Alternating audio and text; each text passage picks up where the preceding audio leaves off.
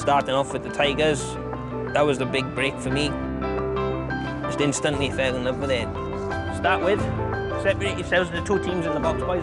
Got this wave of confidence in me, and so it brought me out of my shell a lot more. Opened my eyes to the world then, if you like. Made me the person I am today. The need for disability football is vital. It's completely changed everything about him. You couldn't have a conversation with Lloyd, he wouldn't look at you. So to see him standing there now, talking to new players, taking team talks, it's amazing. Absolutely life-changing. They don't call it the beautiful game for nothing. I'm proud that I can help and develop good players into probably great players, or even the not so good into just enjoying themselves more.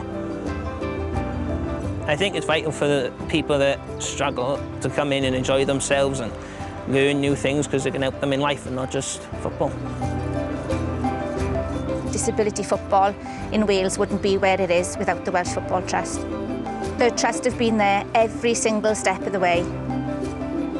It opened my eyes to a whole new world, and also given me like a no-die attitude. Don't sit down and roll over and tell people you can't do it, because you can if you just give it a really good go and work hard at it. Best game in the world. Best game in the world.